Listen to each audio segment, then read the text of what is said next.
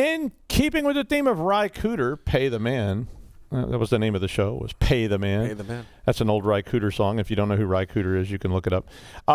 Not to mention the City of Baltimore. So we certainly heard about the City of Baltimore just not getting it, guys.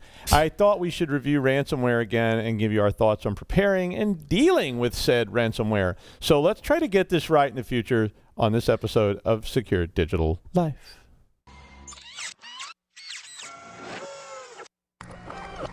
This is a Security Weekly production. Welcome to Secure Digital Life.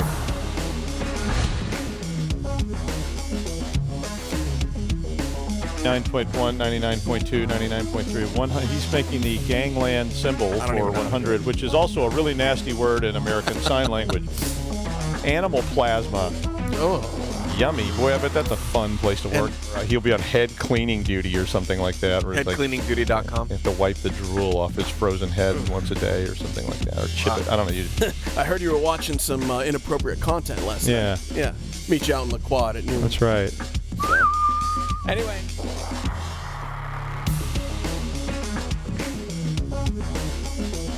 Accredited by Microsoft, Cisco, NetApp, IDLE, Oracle, and EC Council, QuickStart delivers high-impact, low-cost IT training through its cognitive learning platform in multiple domains. With QuickStart, you get an ever-growing catalog of courses, self-paced courses offered through a monthly subscription, virtual classrooms offered through an annual subscription, peer-to-peer learning, mentoring, official courses, certified instructors, hands-on labs, and more. For more information, visit www.quickstart.com. Use coupon code PAUL20 to get 20% off on all cybersecurity courses. Quick Start, creating world-class technologists. Considering a career in IT but not sure where to start? Start for free with IT Pro TV. Access more than 65 hours of IT training for free, no credit card required, with a free membership. When you're ready for more, explore the full IT Pro TV library, including training for CompTIA, Cisco, Microsoft, Apple, and more. Learn IT, pass your certs, and get a great job. Start your free IT Pro TV membership today. Visit www.securedigitallife.com/IT Pro TV. You and only you should register for our upcoming webcast with Kaseya and SaltStack by going to securityweekly.com/webcast. If you have missed any of our previously recorded webcasts, you can find our on-demand library at securityweekly.com/on-demand. And some of you told us that you are overwhelmed by the amount of content we distribute.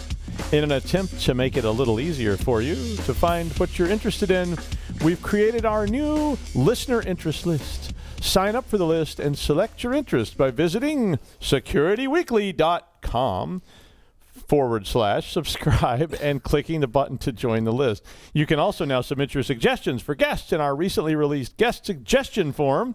Go to securityweekly.com/guests and enter your suggestions. If it's on the monitor, Burgundy says it. So so good night, San Diego. New York. Unique New York. Unique red leather, yellow leather. Bob blah blah. Blah blah blah. Bob blah blah. Attorneys at law. That's from Arrested Development. Oh, I haven't seen that show. Oh really? Oh, I mean, I've heard it's on a list. Yeah. Yeah, that's a really good one. Mm-hmm. It's until the more recent ones, which aren't so great. Mm-hmm. All right. So Russ is better, so he's back from the dead and had been revived or whatever we had to do to bring him back and raise him up and zombify him or whatever. That was already zombified. It's the end of the semester. He just took a couple of martinis and he woke right up. Oh, yeah. Yeah. But Baltimore got hit with ransomware before.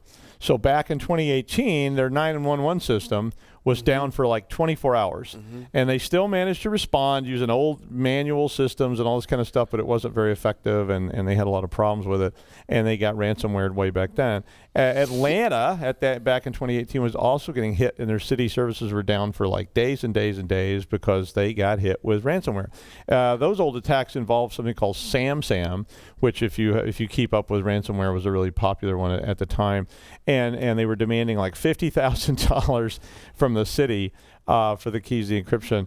But SamSam used RDP. It was another worm-based piece of ransomware. We talked last time about worms and ransomware. So today we're just talking about a new type of ransomware.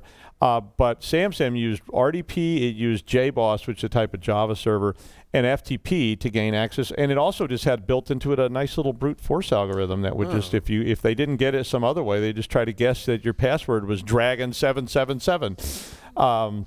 Or I love goats. Or I love goats. Yeah. So did they disable the RDP port? I don't know. It's like I'll go check out Atlanta later today. So those things never cease to amaze me that they get hit with this stuff over and over again, and then they just don't have the budget and the staff, and they fix it, and then they just don't do anything about it, and they get hit again.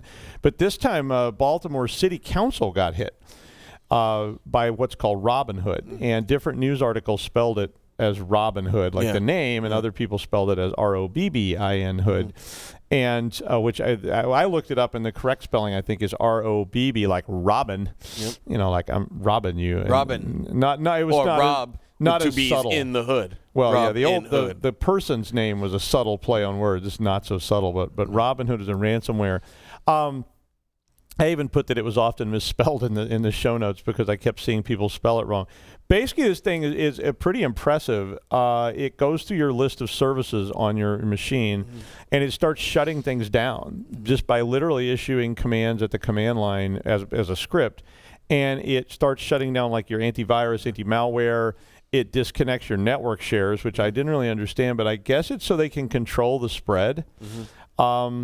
Because it's not a worm, though, and they didn't want it to spread from machine to machine to machine. First, I guess they're good. It's like, in keeping with the idea of Robin Hood. It's like I'm only going to hit certain people. I'm not going to spread it to all the poor innocent people out in the forest. And then they give you a discount on for the whole organization. Oh, I know. It was like awesome. It's like you pay 3 Bitcoins for a machine, or you can pay 13 Bitcoin, and they'll give you the whole organization. Now, how much would you pay? And they throw in a set of Ginsu knives if you decrypt. Floby.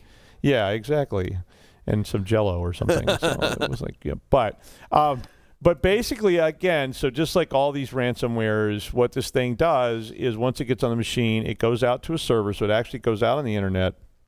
It downloads an RSA key, or actually, this one actually had a key local. It actually, if you have a local key, it pulls it out of the registry. I'm sorry, I got it backwards.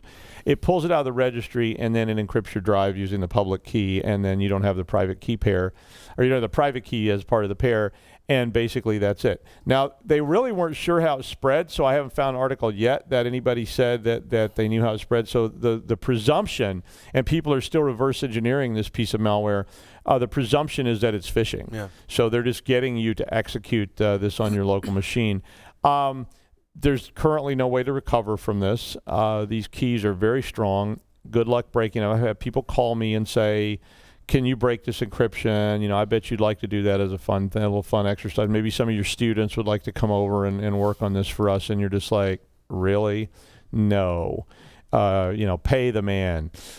Currently, if you get hit with this stuff, there are varying recommendations on it. I would be very careful about paying any amount of money to basically people that are holding you hostage, because one, they may just not pay. They may not give you the keys. I mean, you give them the money and they go, thanks. How about you give us more money? And then we'll give you the keys. Two, I will advise you that there are ransomwares out there that still exist, like WannaCry and these old ones that, it tells you to deposit the money, but the people aren't there anymore. So you send the money and it just disappears, and there's nobody to give you the key at all. So if you get hit with some of those older ones, they may not accept payment. I would probably advise you to call the FBI and find out what their current policy is on it, because they've been tracking that and saying sometimes pay, sometimes don't pay. But the problem is you shouldn't pay at all. I mean, the only way to stop this is by people to stop paying. Yeah, because it legitimizes the. Well, I mean, it does, and if they don't get paid anything, they'll quit doing it. Yeah. And if they get paid, they'll keep doing it. Yeah. And of course, you say, well, what am I supposed to do? And of course, we're going to give you some suggestions for what you should have done. If you've already been hit with it, well, too bad, you're screwed. But you may be screwed anyway. So you can pay them all this money, and then they don't give you the keys anyway. And the ones I heard, I did talk to somebody who had paid. It wasn't anywhere near this much money. They paid like $500, and they paid, and then the person did exactly what I said. they got another notice from them saying, well, if you can pay $500, I bet you could pay $5,000. So why don't you send us $5,000 and then we'll give you the keys. And the guy did wisely decide to call me, and I said, if you pay them $5,000, they're going to say, well, if you could pay $5,000, you could pay $10,000. Send us $10,000, and they're just going to see how much money you'll give them before they just disappear. So look, I mean, if you want to pay kidnappers and hostage takers, it just doesn't work. And they have no incentive to give you the keys, and they have every incentive to try to get you to give them even more money. So I know you're desperate. I know you're freaking out. But, I mean, the bottom line is, well, what's a mother to do? The answer is there's not much you can do. And, I mean, we all sit through the video. So probably most of you and me and Russ and everybody else has sat through the video, the anti-phishing training video, where they give you those little scenarios where they go, Bob is like talking to Glenda, and she says, why don't you go download this file off of hackme.com? And, what should Bob do? And the answer is, you should tear gas Glenda. No, don't do that. But, you can always pick the answers on those things. But at the end of the day, we all are subject to phishing attacks, and they keep happening, and they occur over and over and over and over again all the time. So here's our take on what to do. So this was my stuff about what you should be doing, what you should have done. A lot of it's I told you so. I've been telling you this since the 1980s, but nevertheless, some of you still don't listen. City of Baltimore, you know who you are. You're going to get hit sometime. I mean, this is, I put this in all caps. I put this in old man all caps. This is, you kids, get off my porch. But young whippersnappers. Yeah, little bastards. But you are going to get hit. I mean, that should be the first assumption you should make. Whether you're a business, an enterprise, or an individual, you should assume that at some point you are going to get hit with this. Like the heat death of the universe, it is inevitable. Unlike the heat death of the universe, you really should worry about this. You shouldn't worry too much about the heat death of the universe unless you're like immortal or something. And then, I guess vampires and 5 billion years from now, it's more than that. I even have it in the show notes. I even looked it up. The heat death of the universe is like 10 to the 146th. It's like some ridiculous number. But the sun's going to supernova in 5 billion years. So. Well, yeah, but you could leave. You could go somewhere else. You could go to another. Yeah, but I mean, but the heat death universe, a long time out there, you don't need to worry about it. But you do need to worry about getting hit with something. Somebody or you is going to eventually click one of these links, and you're going to get hit. So that was one of my first things to warn.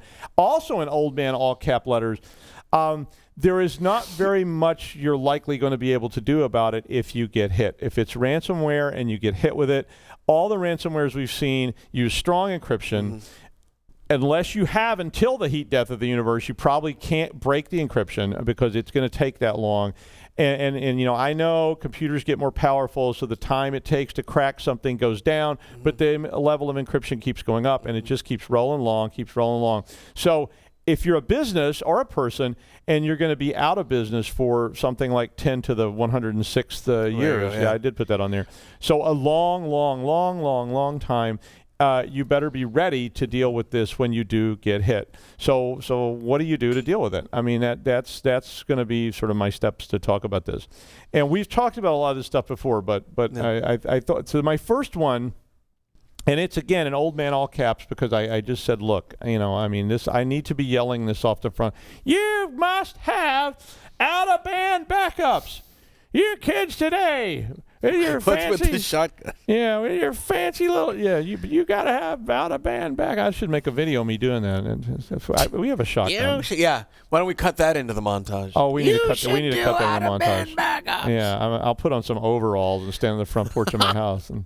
Now, that would be funny. We got to do that. We're going to do that. We will do. I don't actually have any overalls, but I'm sure we can come up with some. We'll go to Sal's after this. Yeah, we'll go to Sal's and get some overalls. Okay, but you must have out-of-band backups. I mean, this is the main mechanism you're going to have for dealing with ransomware. I promise.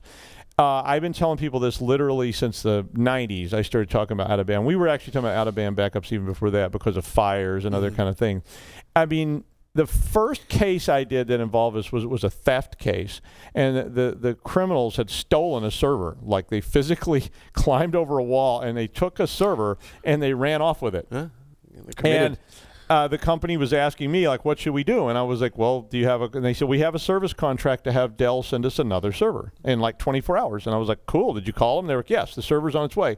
I'm like, okay, what's the problem? And they were like, well, we don't have any backups of our stuff because the backup tapes were in the server. Oh, that's good Because stuff. every night they use one tape, and every night they put a tape in the server and hit go when they left work, and then it ran all night. Well, the people took it and they stole the tape. Now, we found the tape, which was interesting. Oh. So like throwing the wallet out of the purse without the money in it? It was exactly like that. It was like the tape was sticking out of the front of the server, and the only way you could carry this server, which weighed a lot, down all these stairs was like with the tape hitting you in the chest. And I thought, we need to find a person who's got a bad bruise right here in the middle of their chest. And we started looking around, and literally down at the bottom of the stairwell, we found one of the backup tapes. And so they were able to restore from that. But, I mean, most people don't have that. We talked about fires. You know, if all your backups are on site and the building burns. The first time I did this formally with a large organization was all their backups were sitting in a building that was facing the Gulf of Mexico. And when we were talking about this to them the first time, it was before Hurricane Katrina. And I was saying, what if a giant hurricane was coming right at this window? And they were like, oh, it'll never happen. And I was like, yeah, you have hurricanes all the time. Like, yeah, but the windows are like going to withstand. So they had a hurricane. They actually fixed this because we were giving them so much grief about it. And they took all their backups and they put them off site in a cave, literally a cave.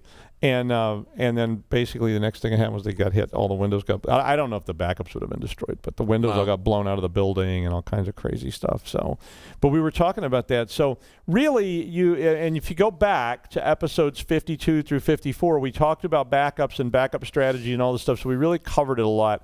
But I just keep beating on it because I just keep getting these calls from people saying, well, we don't have backups and we just got hit with ransomware. I mean, I literally have people calling me and saying, what should we do? If your backup then involves a share, so a lot of people do backups across a service or a share, and it goes to another drive. Now, this Robinhood did not do that. It actually disabled these network shares so it wouldn't have spread to your backup folder, but WannaCry and others did, and a lot of them do because your shares are now so closely tied to, you may not even know they're shares. For instance, you may have a drive on your desktop, you know, it says F drive or something, and that may actually be shared somewhere else, and that's where you put your backups. And they say, oh, you put that over here on this machine. And so you might see that. That's not going to save you because if the encryption goes across the share, it may well encrypt those backup files. Now, I will also say that it may not encrypt the backup files themselves because some of the ransomwares I've seen only encrypt files with certain extensions. I mean, I don't know if you played with any ransomwares, Russ? I haven't, no. No. We've studied them, but not physically played with them. So a lot of them just go after like DocX and XLSS and JPEGs and stuff like that because they want to get your personal files. And they don't really care that much about encrypting the operating systems because it takes longer. And the longer it takes, the more likely you are to go, oh my God, something weird's going on, and pull the plug on the machine, which actually might stop it. But if it's already encrypted most of your stuff, and these are really fast. I just ran a whole bunch of tests with WannaCry, like in a lab, and we turned it loose on a bunch of virtual machines, and it was just like bang, bang, bang, bang, and you just see the screens all turn red and all the files are encrypted. So if it jumps across the share, you're kind of screwed. But even your backup files, if they're not encrypted, if your backup files only contain encrypted files. So one of the first forensics cases I ever did was in China, no less, and it involved this thing that was, now I can't even remember what the name of it was, but basically it was a virus that went in and it copied over all your web files. And I said, use your backups. And they said, well, yeah, the problem is that the backups are pulled off the server. And they overwrote because they were doing differential type backups. And so those differentials saw the files change, and it copied all the encrypted files. Or these weren't encrypted, but it was Forever Hack was the name of it. And it was this kid named Forever Hack, and he had written this Forever Hack malware, and he released it to people. It had a website for it. It had his home address on there and everything. Yeah, it didn't go well for him, I think. But, you know, the People's Republic of China doesn't fool around when it comes to... And the guy that owned the company was like a general in the People's Army. And, he was really upset because they lost all this work. But basically, if your backup approach is that you copy files off onto even another piece of media and it's done automatically, it may just copy the encrypted files, and then all your backups are encrypted as well. So even though the malware itself didn't target your backup files, it may well be a backup that just contains encrypted material at that point. But they should be doing, our viewers should be doing not just differential or incremental backups, but also full backups every so often. Yeah, absolutely. Out of band. So all of those, and we've talked about that. In those other episodes back in the 50s. Yeah. We talked about those kind of approaches, but basically, you should have a plan for backing up. Yep. You need to execute that plan, and one of the parts of that should be a full set of out-of-band backups. So and what I used to tell people was take it, put it on the tape, put them in the bank bag, and drop it in the vault, and leave it there for a week or whatever. But you have to know your cycle too. Like, how often do you put stuff on your machine? Are you have critical stuff going on? Like, are you a business and you have transactions that are being written on that drive every single day that you can't recreate? Like a bank. Yeah. Well, or even just you're a little place that sells smoothies. Yeah. If you have receipts and transactions that are going into your system every day, and it's all electronic. Used to, people had paper receipts and stuff, but if all your credit card receipts and everything are in there and they all get processed at night or something, you better make sure you do this kind of stuff every day, and it's a bit of a hassle, but you have to find a way to take this stuff out of band and put it somewhere that's not connected, and that's the effort, because it's so easy to do it. I'll put it all in one drive, I'll put it all on Google Drive or whatever. The problem is those things are still connected to your basic system. So if you start doing this, you're going to have to find a way to actually maneuver these files, and you don't have to do the whole system. You can just do critical files. So figure out what really matters, move those somewhere, and push them out there, and then cut off that connection. You can't leave it sitting there all the time, because that's when it's going to get attacked, and the malware may just jump right onto those shares. And I was really interested in that idea when I first started seeing ransomware, because I was thinking about my backup strategies, and I was like, wow, I would actually lose everything, because I had an automated system, a cron job, that copied all the stuff that I felt like was on my system, and it was moving it up onto another server. And I was like, well, that's going to happen automatically, and if it does happen, I'm going to lose everything. And even though I've got this out of band, it's not going to be very, very good. And ransomware keeps getting smarter. It may remain silent for a long time, so you may actually need cycles of backups, so you can go back and say, we have to go back a month to find a place where this was in our system, because it may just sit there waiting for the opportunity that it's looking for to trigger. And when it does that, then you won't know. And it also may delay starting. Some of them to wait until like 5 p.m. to start, so that you don't see it happening, and that way it has plenty of time to do this. And then your backups run at 3 a.m. and boom, guess what?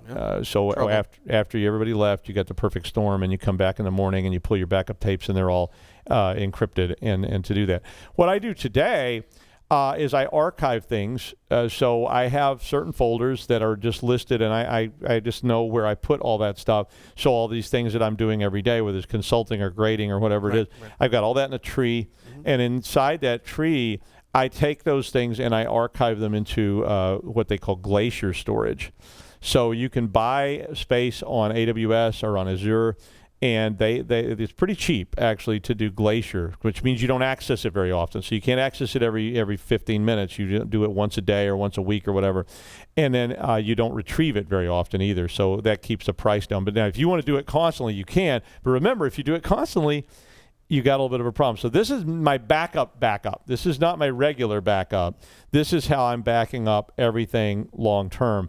And I do those pretty regular, and then I do them once a term. And then I actually do have even offline backup at my house that I have to log into. It's not automated, so it's a hassle, but it's really fast. So if I can go in there every night and I log in there and go, oh, yeah, I did a bunch of stuff today. I wrote a paper, and so I'm going there and blow it over onto that NAS and put it there. Because the malware, I haven't seen any malware yet that could have somehow logged into my NAS.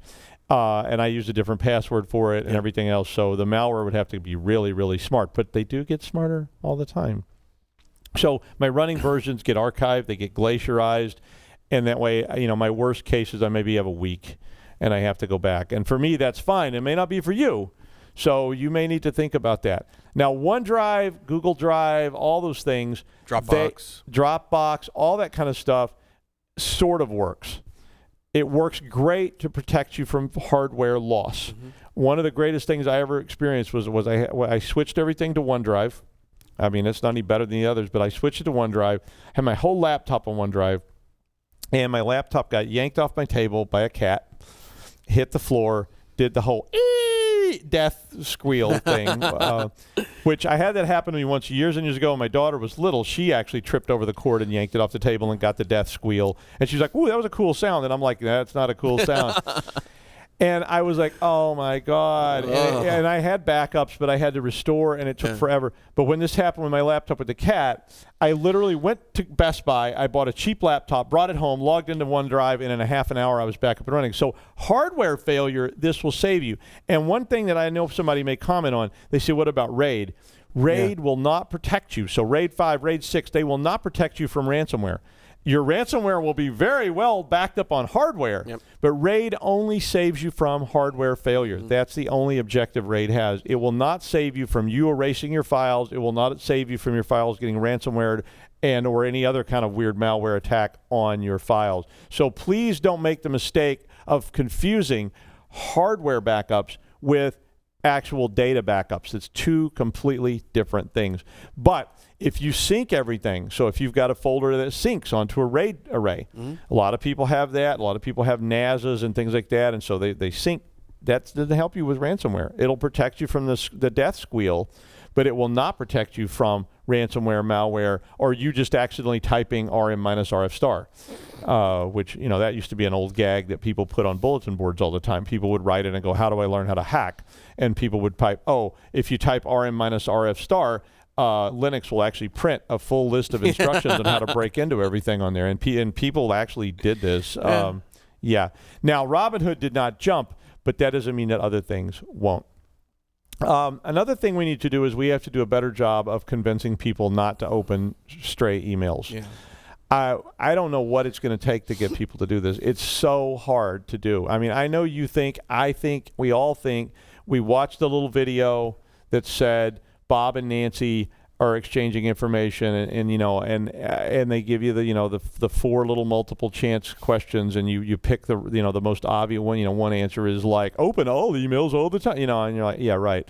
But I mean, at the end of the day, it doesn't seem to me like this training is really helping very much, because years ago, so this was in 1986, we did training at the bank about not responding to external phone calls. And all the time we would go off-site to this place called Regis Foods, which was in a bad neighborhood, but they had great sandwiches. And we would sit at a payphone, literally, and call people inside the bank and just call one after another and try to get them to give us password information. And we always got it. I mean, the first 10 people would say, yeah, I know that's you, Doug. Go to hell, man. But that 11th person would always be, oh, really? Like, yes, there's hackers using your account and they're robbing money from customers and somebody's going to be fired over this. We need to make sure you aren't the hacker. And the person goes, yeah, I'm not the hacker. I don't want to lose my job. Like, well, you need to give me your password and your username right now so we can verify you. And then they would just, okay, my password is Dragon777. And my username is Big Daddy. No, nobody had a username. Hey, Big Daddy. Yeah, we did have a case with a Big Daddy once, and it had a number after, but we won't get into what that number was. You can 96? Yeah, something like that. But at the end of the day, we've got to figure out a way to get people to, one, stop sending exploding attachments. I've tried now to just get people to stop sending me Word files, Excel files, but they do it constantly. I mean, from the reliable sources, but all those things that contain scripts can contain malware. So those macros can execute files. And remember, when you open that file, so when you open a Word file, if there are scripts executing, those scripts are executing with the same level of privilege that you have to open it, which is probably administrator. And that means that if it's a script that reaches, and because all this stuff is web-enabled now, it's not even like it was even 5 years ago. Every piece of this is now web-enabled. So that means that an embedded script in a Word file can reach out onto the internet, grab malware, and download it on your machine and run it. And that can encrypt your whole drive. And it's very easy to put this stuff together. People go online and they can learn how to do it in about 5 minutes. There's toolkits you can get on the dark web. So there are Eternal Blue double pulsar kits. There's I don't know what Robinhood is written in, but WannaCry was written in that Eternal Blue double pulsar toolkit. We talked about that last week. And all that stuff is sitting out there just waiting for somebody to put it together and write the next big malware that's going to get you. So basically, one of the things I would really encourage you to do at your organization and at home is to start being a lot more cautious about the use and distribution of Word, Excel, and all these kind of files. either share them as links or PDFs.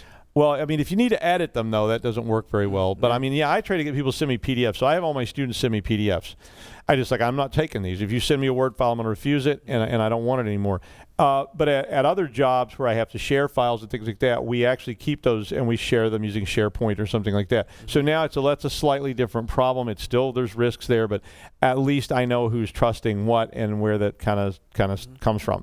So one of the things that you should do with email is ask yourself some questions. And one of the questions is who. Yep.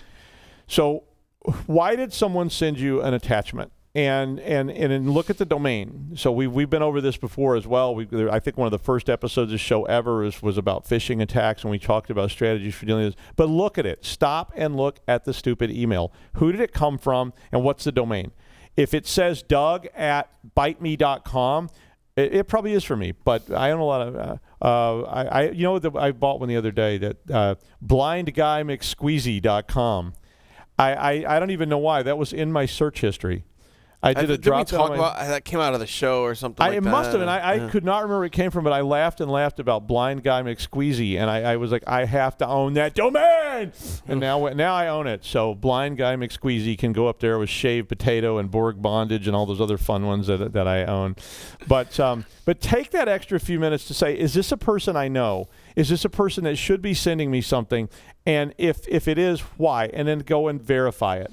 I know that sounds lame, and it really kind of makes things really tedious if you say it. But when somebody sends you an attachment and you didn't expect that attachment, and maybe even if you did, is it somebody you know? Is it somebody? And look at that domain carefully, because they love to do this now. I've seen dozens of them where it'll say something like RogerWilliamsUniversity.com. And it's like, wow. I guess we didn't buy that domain, and somebody else is using it. And, of course, they can fake these things, too. So you just send a fake mail. You don't care about a reply, so you can put a fake domain up there. So be really careful. And my favorite one recently was from the president of the university. Oh, yeah. And, it was from the president of Roger Williams University. It had his name in the email as attachment, but the domain was weird. Yep. And then the email itself was like, wow, what is this? And, it had something like, hey, got a minute? Yeah. And I'm like, oh, why is he emailing me? Not that he wouldn't. Well, he wouldn't normally, but. Yeah. No, well, sometimes, like, you're fired. Yeah. I'm like, well, that was expected. Yeah. So I didn't get the memo. I've been waiting on that you're fired email for a while. But, I mean, think about how many people would open an email like that. If you got an email from your company where you work or your school and it said you're fired or you're expelled or something. Yep. Click here to read about the reasoning behind this. A lot of people are going, what the hell? And they're clicking on it. Yep. And that's what they want you to do. They want you to react like that. And if you do that, you end up with Robinhood on your machine. And then, you're going to have to pay 3 Bitcoins if you don't have out-of-band backups. Mm-hmm. Ask yourself, what? Years ago, there was a virus called Naked Wife. And I could not believe how many people called me and they had clicked on this Naked Wife thing. And Naked Wife was a piece of malware that went into your address book. It copied every person in your address book and then sent an email from you to them with a piece of malware attached to it and said, hey, do you want to see, and the people that were calling me, I'm like, dude, like, you clicked on this? Like, really, Dad? No. This was the cat did it. Yeah, and I mean, yeah, and there are people like, oh, I don't know how I got clicked on, and I'm like, oh yeah, so your grandfather sent you an email called, you want to see my naked wife, and you clicked on the, yeah, okay, right. Well, you just live in that realm and have some fun. So yeah, my teleprompter just died. I guess I went on too long. So now what was I going to say? Number 3. Number 3. And 3 shall be the number of the counting. Thou shalt not count to 5, nor shalt thou stop. Stop clicking on clickbait for ransomware. Well, yeah. So how the hell did that happen? Clickbait is another one that we certainly want to talk about a little bit. I mean, it's very easy, but all this really, the clickbait stuff falls into the types of emails and what. One of my other items was Dunk. So yeah, I didn't understand. What's a Dunk? Dunk, like Dunkin' Donuts. Well, so years ago, dunking was something that people were always making jokes about taking physical mail. Mm-hmm. You get a package from a student in the mail, and they're like sticking it in water before you open it because if it's got anthrax in it or something. Yeah, or a bomb or a grenade or whatever. So, you might want to take time to dunk the mail in water. Well, how do you do that? Well, the way I do it is I have a VM or a virtual box. Mm-hmm. VirtualBox is free. I have a VM or a virtual box or something like that. Go into that system and open it there. So take it, forward it to another. I have a whole fake email set up inside of a VM, and you can just snapshot it, and you can roll it back to the clean version after you're done. And I use that for anything suspicious. So I open that VM, I run the VM, and I go to the website. If I want to check something out, like I just checked one out not too long ago, somebody actually sent me one. They said, "Do you think this is a spear phishing attack?" Went there, opened it in my dunk machine. I was like, "Oh yeah, it's a spear phishing attack." So then I can just roll it back, and it's gone, and we're good to go. Another one is to clean up. If you get rid of services you don't use, if you get rid of RDPs and things that you should not be running, that helps to prevent worms from spreading throughout your organization. So if somebody does do this, and you should assume they're going to, somebody is going to click that link. Somebody's going to click Naked Wife. I guarantee it. No matter how many trainings you send them to, somebody is going to click it, and that's going to be doomsday. And then finally, actually, I've got two more. At work, you should firewall email. You probably should do that at home, but it's a lot harder to do. But get a filtering service. I have a filtering service through ACM. ACM.org filters email. They look for stuff like this, and a lot of stuff gets trapped there. But you can also filter by whitelisting at work. You can just refuse to allow emails to come in. You have to go approve it. So you put an extra step in there. People hate it. I set it up for a couple of companies. They literally, you have to go in there, and you have to go back and look at you get a notice saying an email has been filtered. You may want to go check it. It's not on our whitelist, and it came from some stray domain, and it helps people to spot stray domains, especially if it gives a reason. Yeah. And it says domain doesn't make any sense, domain isn't valid, and it makes people look. And you may just have to do that. I mean, because they're going to click it. I guarantee it. And then patch. So my last thing was patching. One of the issues with WannaCry was people had not patched their systems. And WannaCry spread so badly because they had not installed this patch from Microsoft. It was just ridiculous. So it was a server messaging block 1.0 exploit that Eternal Blue double pulsar, or the double pulsar used. And it just was shocking to me how many people had not patched. And one of the companies that talked to me about this, they basically said, look, our patching process is very lengthy. We have to test each patch. We have to see if the patch is going to have an adverse impact on our organization and before we put it in place. So look, prioritize your patching. Don't just dump it all into one big pool and say, we'll get to it when we get to it. Start looking at it like, is this a critical thing? Is it ransomware? Is this stuff that's going to have a huge adverse effect on our computers if we don't patch it? And bump those up to the top and evaluate them quickly. Because if you don't do that, you're going to be sorry, I promise. Because somebody is going to click on that stuff. And of course, my last one, well, evaluate your backup strategy. You need to test it, not just say we do it. You need to make sure it's getting done. You need to see if you can restore. Again, I've had several different calls from people who said, we've got backups, but they don't seem to work. And it's like, yeah, they're all corrupted because this device you're using to back them up is flawed and you didn't test it. And they're like, well, what do we do? And I'm like, beats me. Yep.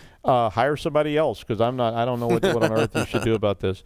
Any other comments about this? No, I think that's important. I mean, go back and watch the episodes that we talked about specific policies on backup. Come up with a strategy for assuming that you're going to get hit with this type of thing, like we said in the beginning of the show.